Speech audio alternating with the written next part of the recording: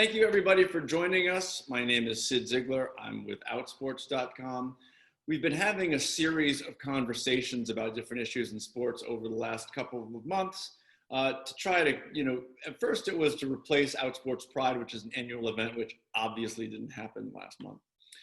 And one of the conversations that I get asked about the most is how do you address anti-LGBTQ language, homophobia, transphobia when it pops up on your team in a match, and because everybody seems to handle it differently. This past April, I interviewed a kid who decided he was going to handle it by punching somebody. That's not a good way to handle it. So how do we avoid that? And how do we? Actually, I've heard 2 people in the last couple of months who decided they were going to punch somebody that said that. So we're not here to recommend that.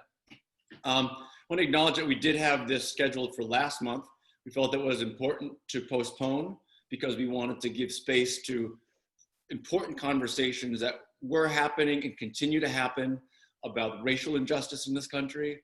I'm proud that I know I've learned a lot. I hope all of you have. Outsports is going to continue to highlight the voices of Black people and people of color in sports. Any way we can work that into this conversation, I definitely want to encourage the panelists to do that. Before I begin, next Tuesday, we're going to have 5 coaches from across the country, across sports, amazing people, talk about how to support an athlete on your team when they come out to you or to the team as LGBTQ. All of them have had this happen. They have had transgender athletes come out to them in college and high school, lesbian, gay, bisexual, queer, the whole gamut. Some of the coaches are cisgender and straight. Some of them are LGBTQ. So it's going to be a really powerful conversation. That's next Tuesday, so come back if you want to join us for that. Anyhow, we're going to start. I'm going to introduce each one of the panelists, and what they're going to do after they introduce them, they're going to talk about a specific incident. Oh, let me back up for 1 second. Question and answer. If you have a question, you can certainly post it in the chat box or hit the Q&A button at the bottom. We'll get to it as the conversation develops. So each one of our panelists is going to, after I introduce them, they're going to share a moment when they had to deal with this, when either anti-LGBTQ, homophobic, transphobic, or particularly heterosexist language popped up and was problematic on their team, and how they handled it. Going to start with Aron Lipkin, who's the executive director and co-founder of Homegrown Lacrosse. I kept saying Hometown Lacrosse, still hasn't sunk into my head. Homegrown Lacrosse in Minnesota. Played lacrosse at Whittier College and Drexel University. So Aron, you are deep in the lacrosse world. Talk about a moment when you had to deal with this issue. Well, a couple. I started coaching really young, and for the first at least 10 years as a high school coach, I was closeted as a coach, and so I had to deal with it personally a lot when that came up. And I'd say overarching, the way I first started to address it was coming out publicly. It has made addressing those things a lot easier. Another incident, it was actually I think maybe the first game after I had come out publicly, I had a player get a personal foul. He slashed a kid pretty hard. It was kind of uncharacteristic. He came off in the penalty box, was really upset, and I asked him what was going on, and he said, "I don't want to say." I pushed him for it, and he said, "Kid out there is using hate speech towards me and towards you." And this was, again, I think the week that our local paper had run a story on me coming out. And yeah, fortunately, I knew the coach of the team we were playing really well. He was a close friend. Went over, talked with him about it so he could deal with it after the game. It was tricky in that, and as coaches, I'm sure we've all dealt with this, when we don't hear things directly. You have to go on kids' words, and both kids, the kid who was accused of saying it denied it profusely. But it did prompt communication. That coach actually invited me a month or so later to come to his school and speak as a part of a series they do.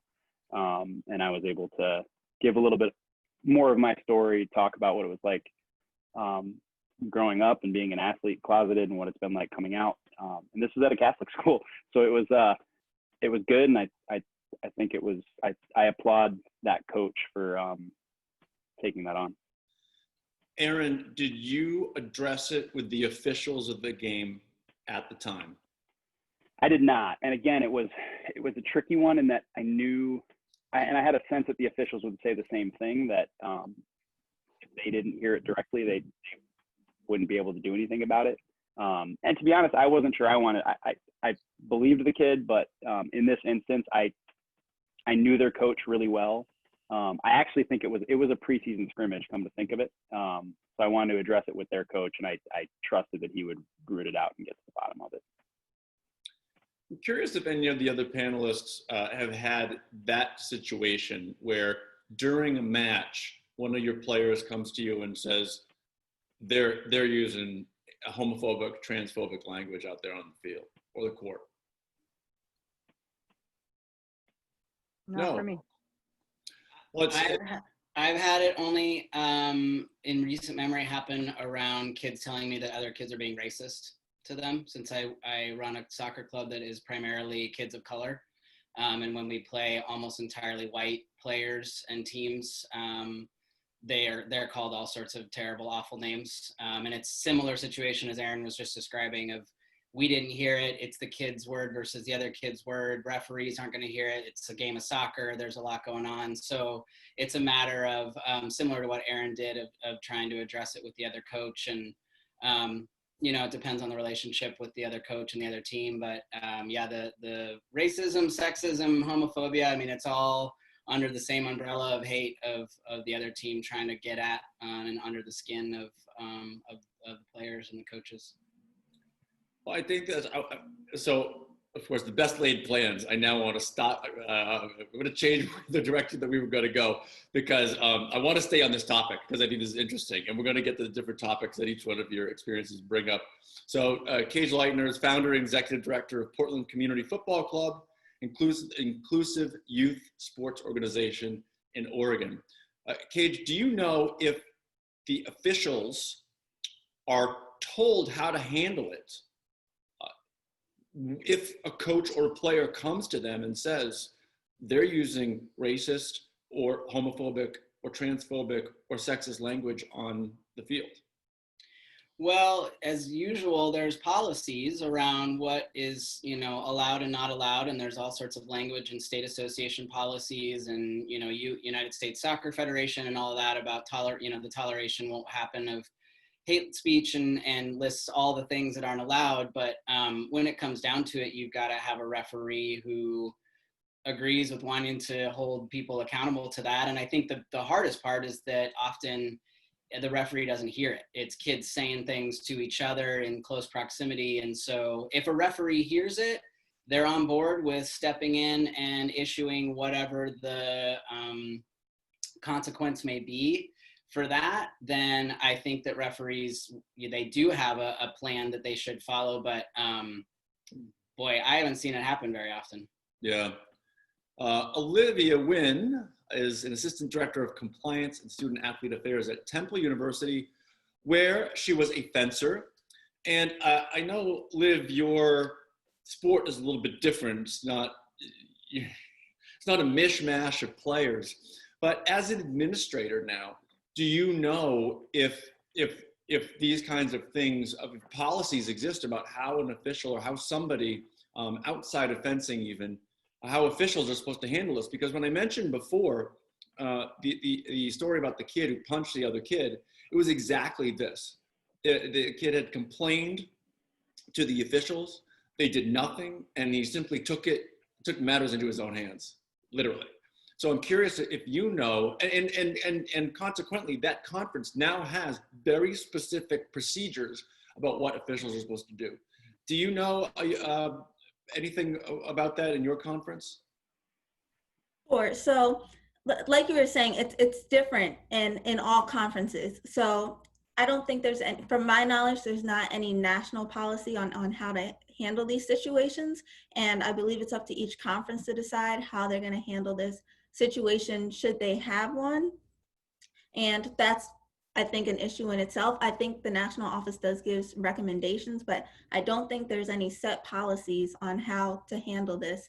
And typically this would be in a code of conduct at a university, like how to handle fan and family like code of conduct, and saying that usually some schools have a policy or a statement that says, this is our code of conduct policy for fans. We do not tolerate or support any homophobic, transphobic, sexist, racist, etc. language. And then they typically dictate in that statement any type of discipline for if that language is displayed, such as you will be removed from the event, or et cetera, et cetera. I'm not sure what the Americans policy is, and that's the conference that Temple is in, but that is how it's usually handled at most schools and most conferences. Either the conference will have a policy or the school itself will have a more specific policy. Well, I know it's super tough. You know, you're talking about an official didn't hear something, player complains about something, and what is the official supposed to do? And what I thought was educational about what happened with this conference, the Skyline Conference in New York, is that the school where the kid goes really took a stand and said, this has to stop. It's clearly happening. And they said the official is the first time they just hear a player complain about it. They stop the match and they talk to both coaches and they address it with both coaches. And then I believe the second time it happens, I think the referees just assume the kid's telling the truth and kick the other one out. I might be wrong, but the important thing is getting ahead of it and making sure your school and your conference have policies for officials, or whatever organization that you're a part of. They have a policy about how to handle this, because it will happen. And I think something that's important to note is, I know a lot of it is he said, she said, they said, but something, you know, kind of important to note is that what player really stops a game to say, oh, the other person called me X, Y, or Z word? That is highly unusual. Most people just want to play the game, and that is a very specific complaint. So whenever, you know, it's an official is saying, well, I didn't hear, or I think there needs to be a large consideration of, you know, this is a very specific and unique complaint. I'm definitely going to take notice, and I can either choose to act, which is going to send a message, or I can let it continue to happen. And then if it happens again, okay, what are the chances that this is a coincidence? Aron, from a coach's perspective, it's interesting that you decided, you know what, I'm gonna leave this one alone till after the match. I addressed it with him during the game, and it was a scrimmage, so it was different. And it was again, because I trusted him to deal with it. I went over and I said, hey, do you want this before or after the game? And he's like, no, hit me with it now. And I hit it with him, and he decided when to deal with it. I'm pretty sure he pulled him off the field then and there. But again, I was in a fortunate situation where I knew that coach would make a good decision around it. Yeah. So I'm curious, because you said you're official. So I am curious on, you said on the 3 level, have you heard that when you are officiating, and have you, had situations you had to deal with it? I don't like to talk publicly about being an official very much. I apologize. No, it's okay. But what I can say is that in my 7 years of officiating high school, youth, and college football, I've heard personally a homophobic or transphobic slur twice. And both times it was dealt with at the league level. One of the interesting things that is very difficult to deal with as an official is racial slurs, because most places have a no slur policy. However, you have Black players congratulating other Black players using the N-word. And am I, as a white official, going to step in and really throw a flag on that player? when you meant no harm by it, it is a very, as an official, that is a very tricky, it's a very tricky situation, because the one time I complained about it to a coach, he said, "You're a white guy, shut up." I was like, "Oh, okay." I don't know what to do. And anybody want to comment on that? I mean, the reason why I am saying it's because I've never experienced it at the D1 level, or even when I was at a junior college, but I know it's there. I just have never seen an official, stop and do something about it. So that was why I was curious. Yeah. Well, I'd like to comment on that if possible. Yeah, Liv. So I can't speak for everyone, and everyone has different experiences, but from just speaking from me, I know that a lot of African American players and the African American community has tried to reshape the N-word as something that is not used as hate speech, but something sort of like trying to reclaim the word as a positive instead of a negative. However, it is not appropriate for those that are not in the African American community to use that word, because then they are then when someone that is not a part of that community uses that word, well, then you're following in with the hate speech. Even though your intent may not be there, you have to know that that is how we are experiencing the word when it is said by someone that is not in the community. So there's a little bit of it's definitely a trigger word when it's not used by someone in the community. And I would highly recommend that anyone that is not an African American or identifies as a Black person restrain from using that word, because it can be almost like PTSD in a way. And that's why I mentioned I've a Black player celebrating with another Black player. I handle that differently. What I will generally do is say, "Hey guys, I just can't hear that word." And they'll usually say, "Oh yeah, sorry. If I ever heard a non-Black person use that word, that would be a very easy flag. That's not even up for me, not up for conversation. I don't know, I think most officials, it's not up for conversation. Does that make sense? I removed a kid from our club a few years ago when he's a Latino kid and used the N-word to refer to a group of mixed race kids, and it was a clear no, this is not going to happen kind of policy, and it led to a conversation with the kids. And I think similarly to what Liv was saying, it's the same way with using the word queer. I mean, it can be used in a way that's really pejorative, and outside of the community can be used in a really negative way. And then for those of us in the community, when we use the word queer, or I mean, I'm transgender and I'll make jokes about myself being a tranny. Nobody else, except for other trans folks who I know and who are friends of mine and who we know each other, are going to use that word with each other. So it's those nuances of what do those words mean to people and how do they impact people's identity. I'll say too, I work with a fair amount of Indigenous athletes up here, and it's maybe a subtler form, but anytime I'm referring to those kids, I'm saying Native American or Indigenous. But I know within their own communities, they will call each other Indians. As a white person, I won't do that. Yeah, and it might be a segue, but I do want to get this in there. I've really struggled, and this could be another incident, but it has to do with mascots. Whenever we go out west for tournaments, I don't know what it is about Utah and California, but there are multiple teams we play that have native caricatures on their jersey. We played a team from Utah last year that called themselves Oneida, which is a tribe in Wisconsin and upstate New York. And I asked the coach after which they were from, and he was like, I was so confused. He's like, "No, we're from Utah." And I was like, "Oh, I didn't know there was an Oneida tribe in Utah." And he's like, "Oh no, we just like the name." And I was like, "What? Well, yeah." And I had native athletes on the field, and it's that one. I'm glad that the conversation is shifting rapidly on that, but I'm really hoping to see that change. I've had multiple times players be very, very upset when we come across that. Yeah, that's a unique situation to deal with. Coming back to language that gets used, what I know is I don't know of an LGBTQ slur. We talk about, how if the certain people use the N-word in a certain way, then maybe look the other way.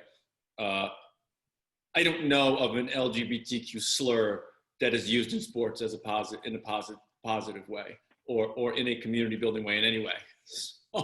So, those words, are I think it's a tricky situation, but it is different. Okay, I want to jump to I have not introduced Giovanna Melo, who's head women's volleyball coach at Cal State Bakersfield. She played for Western Nebraska Community College and Arizona State University. She's from Brazil. Gia, tell us an incident that you had to deal with. Yeah, for me, it was after, similar to Aron, after I had come out, and when I came here to Bakersfield, I started, so after I had gone through a safe zone training, I had some questions about how was the athletic department involved, and there wasn't much going on in the athletic department. So I decided to start a Pride Night game. And the very first year I started, I had created some shirts and had gone through a process to put CSUB with the logo CSUB. It was the Roadrunner, we're the Roadrunners, with the rainbow flag in the colors in the back, because the decision of the administrator for the first year was to do an all-inclusive, diverse, as you can put it, game, and not just a Pride LGBTQ for exclusiveness. So then I had the shirts and I presented to my players, and I said I got the shirts, and it was being sold for everybody else, and I presented to the players, and everybody seemed okay about it until one of them walked in my office and said there is some sort of conflict with everyone wearing the shirt to warm up in the game. Do you want to have just a few that are not wanting to not wear it? Do you want everybody to not wear it? How do you want to handle this? So I said, okay, I'm going to address the team. So I sat down with them and I said, I would like to take this opportunity and address it, and not just about, and for this specific night, it was kind of as a diverse. So in the back of the shirt, it had pretty much it had religion, LGBTQ, it had for racism, it had literally everything. And so I said, let's talk about more than just me specifically. Let's talk about every single one of those, and let's talk about the judgmental part of it that there is. And I said, I understand, and here in Bakersfield, as you guys probably know, it's a little bit more in the not so liberal side. So I think there are a lot of Bakersfield players at the time, and we talked about there's religion, there's so much that it's involved. And I said, and I completely understand that. I don't want to take that away from you, but I want to have a conversation on what wearing this would represent. What does it mean for you? What would you be, what is it that it feels if you were to wear this? And so obviously each one of them talked, and in that conversation, I found out I had a couple of players whose family members were in the LGBTQ that I didn't know. So I felt very good about the conversation. And it was more of a teaching moment for them. And we talked about so many different things. I got emotional. We, just kind of put things on the line. And I said, I want you to feel comfortable wearing this. This is not something that I can force you to do. And you guys can make that decision. So after this whole conversation, I left. A couple of days went by. The captain of the team came back and said, everyone is wearing the shirt. They feel okay wearing the shirt. They think that this is a good step in the right direction. And I never questioned which ones there were that were not wanting to wear, but one of them addressed me right before the game and said, I'm wearing this for you. I was one of the people who didn't want this. You matter to me. And we went from there, and obviously had a pretty,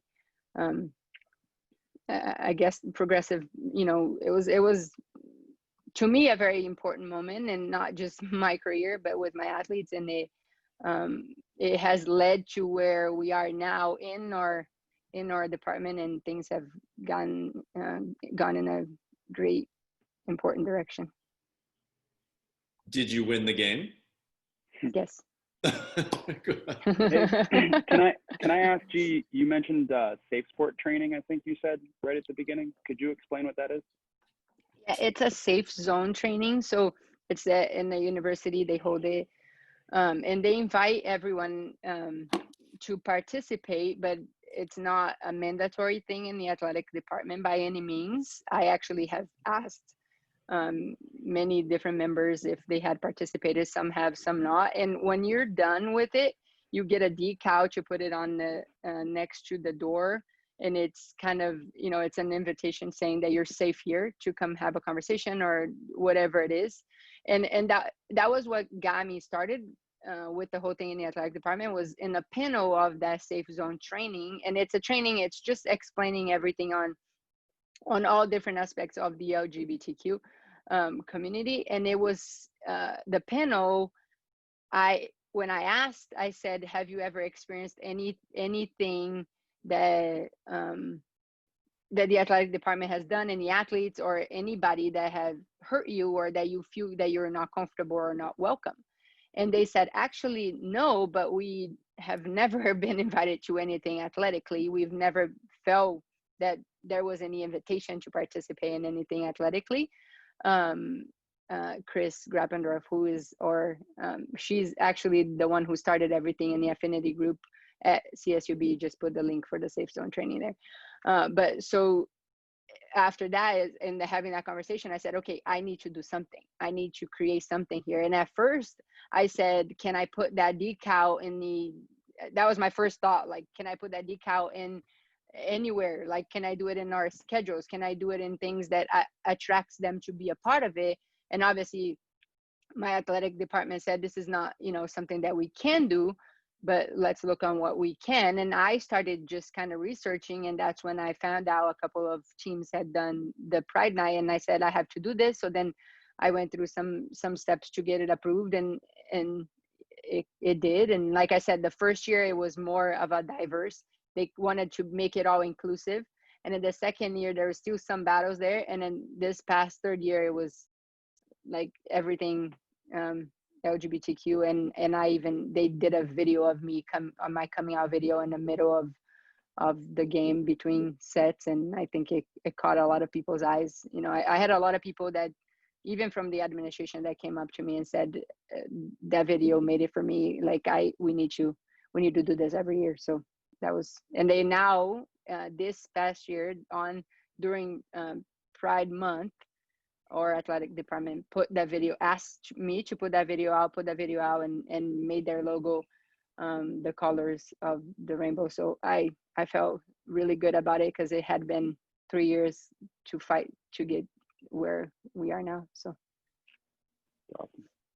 I mean, your experience brings up a whole kind of genre of issues, in that, anti-LGBTQ biased messaging isn't always slurs. Sometimes it's, hey, I don't want to wear that shirt with a rainbow flag. Hey, I have religious issues with who you are. Have some of you handled that issue, or can you offer people suggestions on how to handle that? Because you have kids in their teens or early 20s who have very strong feelings about this. They've been often raised religious, and they're going to stick to their religious beliefs. And how do you break through that to find some common ground or find some acceptance? I know that we had a similar situation, as Giovanna had mentioned. We had a team that was preparing to do a Pride Night, and they had discussed it as a team, and there were opportunities for anyone on the team to say, this is something that I don't want to participate in. The head coach was very very adamant that they were only going to do a pride night if it was 100% agreement on the team, and they went through it. And then I think a day before or very close to the start of the pride game, one player on the team decided that, you know what, this is not something that I feel comfortable with. You know, I'm comfortable with everyone on the team that identifies as LGBTQ, and I personally am supportive of this effort. However, my family is going to be at the game, and I'm not sure how they are going to feel about seeing me in a pride jersey or a pride t-shirt. And that was something that I think the team members felt some type of way about, and saying, like, you know, we went through all the protocols to make sure that everyone was on board with this, and, you know, you support me in our affinity group for allies and LGBTQ student athletes, but now when almost like when push comes to shove, now you want to sort of fade into the limelight. So what's going on? But at the end of the day, we had to sort of mediate a conversation between them and saying, okay, we know that this person supports you behind the scenes, and we know that they support you in every other venture, but how can we sort of help each other realize what the other person is feeling? How some of the student athletes feel that they want you to support them everywhere and not just in certain moments, but then how can we also respect this athlete wanting to, or how can we respect the way that they grew up in their family values, and how there might be a conflict, and where can we come in the middle? I think that's great insight, Liv. And an anonymous attendee asked, is there ever a time when it is okay to disagree? And I think you're getting at that very question. How do you're leading a sports team, and you have to get people from sometimes incredibly diverse backgrounds to come together. How do you find that middle ground? How do you mediate that conversation and find a place where people can be just respectful of one another in messaging and come together for the common goal? I think for me, like it's the part of the culture of my program that I try to create. You know, it's we talk about all of our differences, and we talk about it all the time, and how we have to respect each other. That's at the top. And to respect each other, you have to understand each other's differences and understand that there's going to be disagreements, and there's going to be, you know, people that think differently than others, but at the end we have the same goal, and we have a common goal, and if we care and love each other, that's all that matters. And I think for me, you know, that year it was very eye-opening, because like I said, they all, you know, have always cared and loved for each other and me, and never had an issue. But then at that moment there was that kind of, you know, resentment fight to do that. And so that conversation got things started, and got even the culture going a little bit in a way that we have to learn that we need to respect each other's differences. Sid, and to everybody, I think an interesting through line as I'm listening to everybody talk about the different ways of handling things is that everybody has talked about it being around them coming out as a coach and being a visible coach in the, you know, in the LGBTQ community. And I think that's a huge piece, is that one, over the last, I mean, I've been coaching soccer for 25 years, and over the last decade, it's become a little bit easier to be an out coach. I still feel like there's not enough of us, but the more that there are of us who are out and saying, you know, this is who I am, this is me, and I'm still your coach, I'm still your leader, whatever you are to those kids or those families, that then it just dispels all these myths around who coaches are who are LGBTQ. You know, all the messaging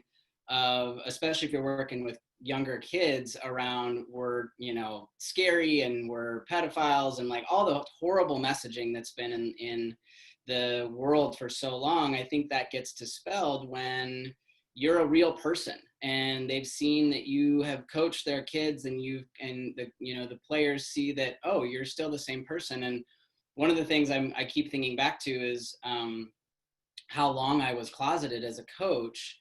and I left coaching for a couple of years to transition because I couldn't imagine the level of hate and anger towards me if I were to stay on the job coaching 12-year-old girls as a trans person, even though I was very queer looking, right? I had like super short hair and it was like, yeah, you're clearly not straight, but I was still going by my former name. I was still using female pronouns, and I was just sort of hiding behind the shroud of, oh, I'm just a dykey looking or tomboy looking coach, right? I kind of like could hide behind that because it's sort of acceptable, even though there's all sorts of bullshit that we hear about that gender presentation. But I wasn't talking about being trans. I wasn't talking about transitioning. And it wasn't until after I publicly came out, which Sid, thank you for helping that video that I put out in 2017 go viral, which was not my expectation or my intention. But once that video of me coming out to the kids went viral, and also just me talking to the kids about me being trans, I had a feeling within myself of, I am now confident and comfortable to come to the players, the families, whoever it is, and say, you know, this is our policy. This is who we accept in our soccer club. And 2 years ago, we had 40 family members, kids and parents in our soccer club walk in the Pride Parade in Portland. And a lot of Latino population of kids and families. I did not expect that. I sort of went along in my mind of that kind of clash between culture and religion, and am I going to be accepted? Is this going to be okay? And I couldn't believe how many people showed up. So I keep coming back to this idea of the more out coaches, the more out people are in sports, the more we get the real picture, the more complex picture of how people aren't just this negative stereotype of a queer person trying to push our queer agenda, right? Like that old messaging is getting pushed further and further away, and it allows for more conversations for kids and parents to have. And just a quick note to what you were saying, Sid, I don't think we can force everyone to think the same. However, we can all respect each other. And I think the America East, which is a conference in the Northeast, has an amazing campaign called just that, the Spread Respect campaign. And I'd highly recommend anyone that's looking for a very progressive LGBTQ positive campaign to look into it. Can you say it again? The Spread Respect. America East has worked with both LGBT Sports Safe and You Can Play for a few years. So those are a couple of organizations to look to, You Can Play and LGBT Sports Safe. I can't believe it's been 40 minutes already. But I want to, Olivia, let's stay with you and share with us a moment where you had to deal with language that was not perfect. Sure. So this wasn't actually when I was on, well, I was still a student athlete during this time. And during my senior year, we have a program where you can serve as an academic mentor to either transfers or freshman student athletes. And at the time, I was working with a new transfer student athlete to help acclimate to Temple, helping out with scheduling, helping out to get organized with classes and assignments. And during one of our sessions, I don't remember what happened, but I do remember they were like, "You fag," and I was like, definitely had a knee-jerk reaction and was like, "What did you say?" And you know, it was an immediate moment where they were like, nothing, like try to de-escalate the situation. And I was clearly taken aback. And something that I thought has always been really powerful is if you do hear homophobic or transphobic language, call it out. Because exactly that, when I said, "What did you call me?" like that reinforced, like, you said something that was inappropriate, and I want you to say out loud what you said so that we can have a conversation about it. And if you won't say it again, that's probably a hint enough that it was inappropriate and uncalled for. And, you know, it's almost like, imagine what they would have said. "Oh, I called you a derogatory slur." No one's going to say that. So it automatically emphasizes that, you know what, I made a mistake, I did the wrong thing. And at that moment, it was, you know, such a fast moment. I was like, do I press this issue? Do I move on? I don't really want to make a scene. I know their intent was not harmful, but at the same time, I want to emphasize that that was hurtful. Even though your intent wasn't to hurt, it did cause hurt. So, and something that I saw recently was, if you give someone a paper cut, you can say sorry, but I'm still bleeding. So it still has some effect. So that was my experience. And again, like if that happens to anyone, I just always recommend have the person say what they said. And if they can't do that, that reemphasizes that it was inappropriate and uncalled for. Let me just jump on that real quick, because I have a similar way of handling it. I work so much with young kids and a lot of teenagers, and "that's so gay" gets thrown around a lot. It doesn't as much anymore. Me being out has helped a lot, because they're just like, oh yeah, we don't say that around Coach Cage. But when it does happen, and I hear just "that's so gay" thrown around, I will stop them and say, can you explain to me what about that situation that just happened is gay? Like I remember there was kids talking about it with shoes. I was like, those two shoes are having sex with each other? And that just eliminates all seriousness about it, first of all. And it gets to the point of kids being like, no, that's not what I mean. And like, well, what do you mean? Right? That gets back down to the serious question of, what do you mean? Why did you use that? Oh, I meant they were stupid. Well, say they're stupid, or say they're ugly, or say there's something else. You can't equate those two things. And what I've learned from having conversations with middle school and high school kids about it is them educating me on, hey, this is just how these words are thrown around now, and we know it's not okay, but it's just what everybody says. And then you can get in there and say, okay, well, now it's your job, since you know it's not okay. You know me, you understand how this impacts me. Now it's your job to step up and say, this isn't okay, and I'm going to stop it, because there's other people around you listening. And I think that's the important message to get across to kids when it happens, to other coaches when it happens, is that we know statistically in a group of 10 players, at least one, definitely more, but at least one kid is standing there identifying, whether internally or externally in some way, as LGBTQ, and that's impacting those kids. And so it's got to be on the coach's responsibility. And then I think it can be put to the older kids' responsibility too, of, we interrupt this language. And honestly, in the last 5 years, I think there's been a shift even amongst the kids in the Generation Z population of, it's just not as cool to say it anymore. I think there's so many more people that are out that it's just not as welcomed. And there's an interesting question from another anonymous attendee that kind of plays off of that. As more and more LGBTQ people come out in sports, as a leader of young people, how do you handle in-family derogatory language?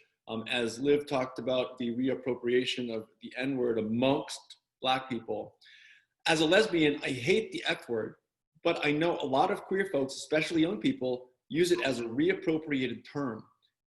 Have you dealt with that, and how would you handle that? Whether they were using whatever language they were using that may jump out to you as a slur, but gosh, it's an LGBTQ person saying it to another LGBTQ person. How do you handle that? I haven't had to, not at least in my team. I have not directly experienced it, but I do remember one time watching some of my favorite YouTubers refer to themselves as dykes, and immediately I was like, whoa, like what is going on here?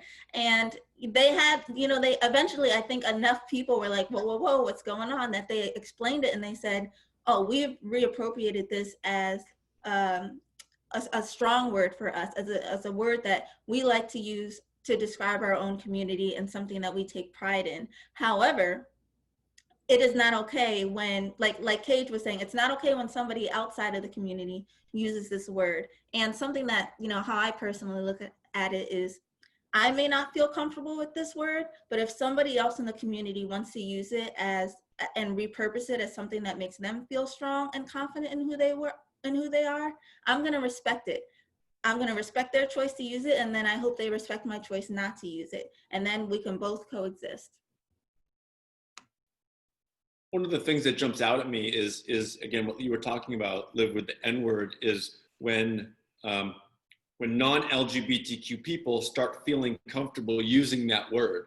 And how do you set limits and make delineations about who can and cannot use that word? And again, I go back to what I said before, not many homophobic and transphobic current former slurs are used in a positive way in sport. So I not being a coach, I would be wary about allowing that on my team because of how it could metastasize. Though, with that said, a lot of women's teams, some of them are half LGBTQ, more than half LGBTQ. Talk to a lot of people across women's sports who say that. So I don't know, a lot of different dynamics to work through there. I guess the answer is we don't have a good answer. you got to set the boundaries that you think are appropriate for your team.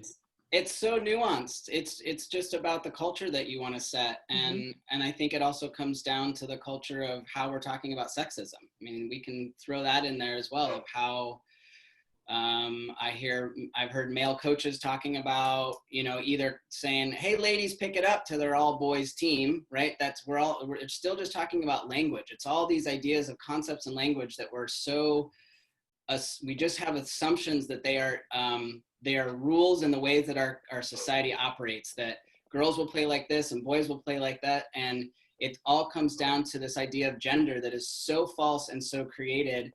And it all comes down to language and how we use language. And there has to be a point when everyone stops and thinks about, what is this word? What does it mean? What could it mean to other people?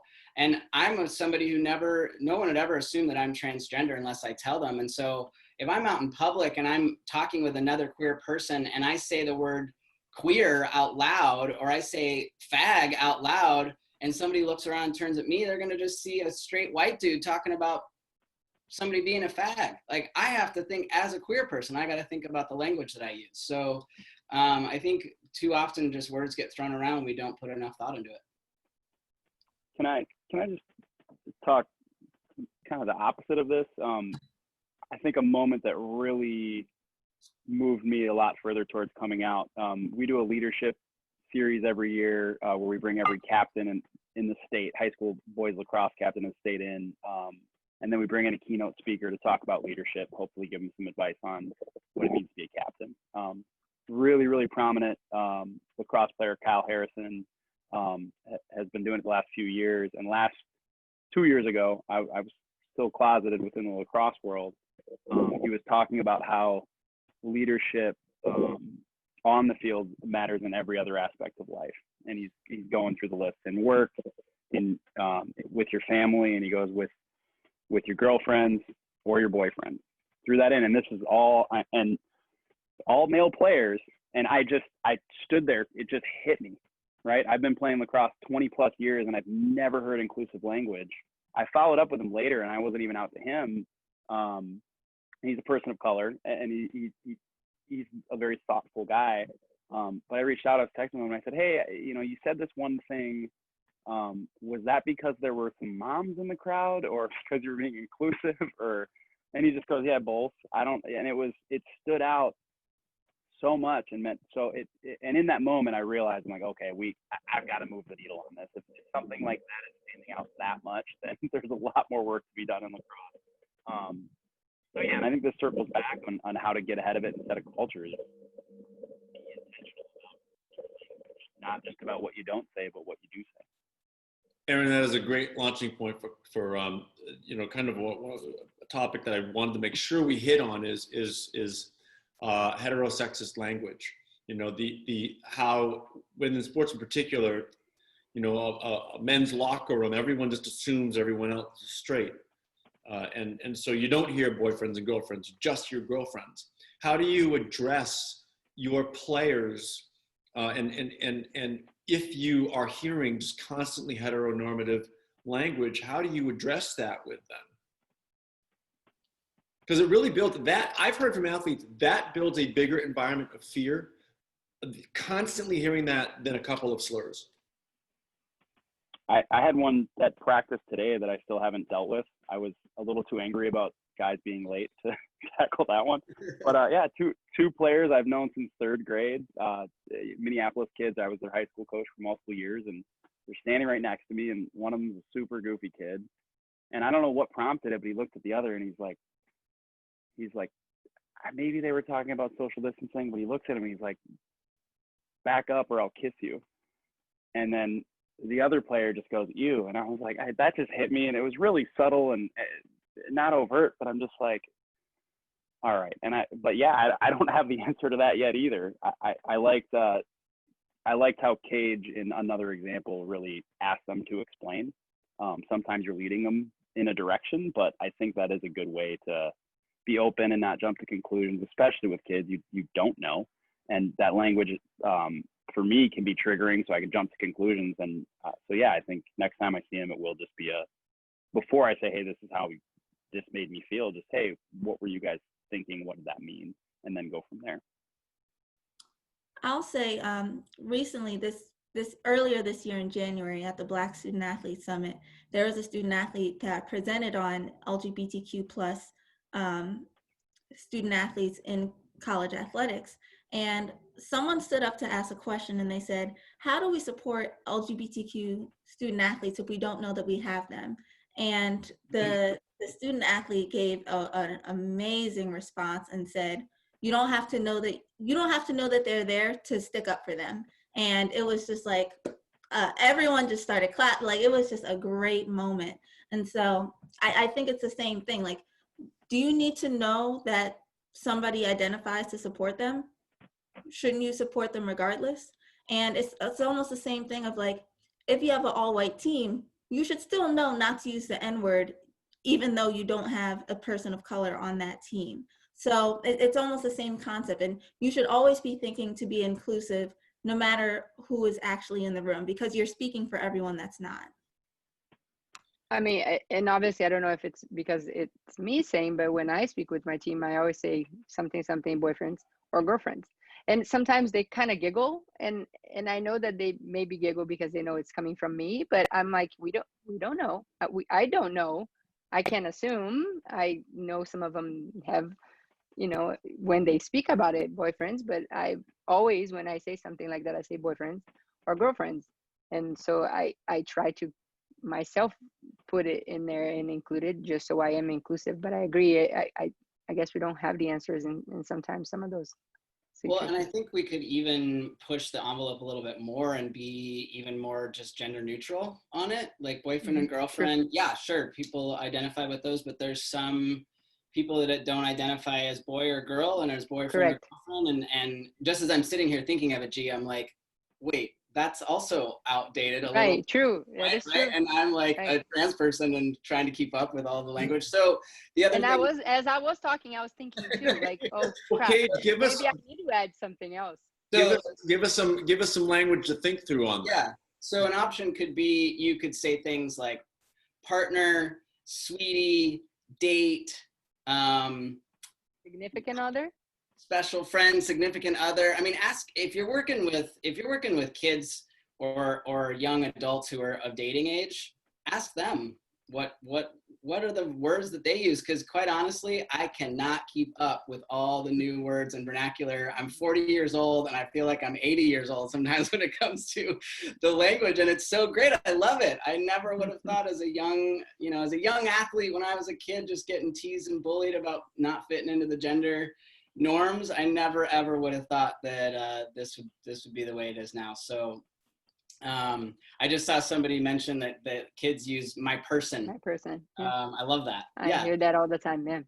Just neutralize it. And what I like about thinking about gender neutral language is that it not only is inclusive for lots of sexual orientations and gender identities, but it also starts to lower the emphasis on the masculinity around sports. masculinity and patriarchy are just woven so heavily into our sports that things just get really couched in that kind of gendered language. And so just neutralizing gender as a kind of foundation in sports, I think, is revolutionary. And it's something that I'm trying to do in my world of coaching, and also in my consulting business that I run, to try to help sports teams and organizations think about different ways of thinking about gender in sports, because it's so binary. It's just so rigid in the binary in sports. We literally only have a couple of minutes left. Liv, did you have something you wanted to add quickly? Just one thing that I'd like to add is, I think, you know, the most important conversation I think that needs to be had is, a lot of times that homophobic and transphobic language comes from a lack of education. And I think a lot of, you know, my fellow panelists have hinted on that in some way or another. And so usually when there's heteronormative or homophobic or transphobic language, I think it comes from a lack of education and a lack of awareness. So whenever that there is an opportunity for individuals in athletic departments or in sports clubs or just anywhere to educate themselves on, you know, even us educating ourselves on, oh, you know, maybe he, she, him, her, like maybe we need to be more inclusive. Maybe we need to add some more pronouns, or what are the most current pronouns that are being used. I think just there needs to be an emphasis on always and consistently updating our language and updating our education so that we can best support everyone. Sorry, what was that? I just said, here. I'm just going to run through a couple of comments and questions from people watching. Micah Porter is in Colorado. I think he's been a coach, AD, principal. He said they added to their sportsmanship statement, they added the prohibition of transphobic and homophobic language specifically, and it's given officials more leverage to hold players accountable. So most rule books don't include that specifically. Adding that to a sportsmanship statement can do that. There's a question. So Rami, we are working on your question separately. Emma, I'm going to connect you with Kaig. And the last question, we got about 90 seconds left. I'm curious what you have to say about this. What about the crowd? Is there any way to influence spectators' behaviors? Kick them out. Yep, that one. The administrator's like, bye, you're out, you're gone. Yeah, you're out. Yeah, I think it's a zero tolerance. It's just out. It's hard. But I also think there is education. You know, like I said, the video that they put it in the middle of a match, there were a couple people that I never expected, but that walked up to me later on and said, you know, I was very touched by it. I didn't know that was the story, and I now, you know, understand. And I think that's the thing. There is some education that can be done in a game to have someone speak out about their own experience. And then if it touches you, and if it touches one more of them, great, you know. And I think that's an important way to do it. That's how I see it. At least, you know, I do it for my players. The crowd should be the same way. Trisha, you got to work through your administrators to set policy and figure out how you're going to enforce that. Last question. What was that, Liv? Sorry, just really quick. I wanted to highlight what Giovanna said, and I think that's an excellent point, in that when you educate the fans before the game and they then happen to use language afterwards, well, then you can say, well, you were educated before the game, so there's no excuse, and there you can implement a zero tolerance policy. But like Giovanna said, education is key. Edward's question about resources to educate yourself, go to outsports.com, a little plug. Kaig Lightner put his website here, kaiglightner.com. Yep. You can go to LGBT Sports Safe. You Can Play. All four of those, I think, are great. Transathlete.com. Chris Mosier does a fantastic job of educating people about trans issues. All right, well, I always stick to an hour. Thank you all very much. This is going to be online on YouTube later by Monday, and we really appreciate you taking the time. We covered a lot of great ground here. Thank you. Thank you, Sid. Thank you. Thanks for having us.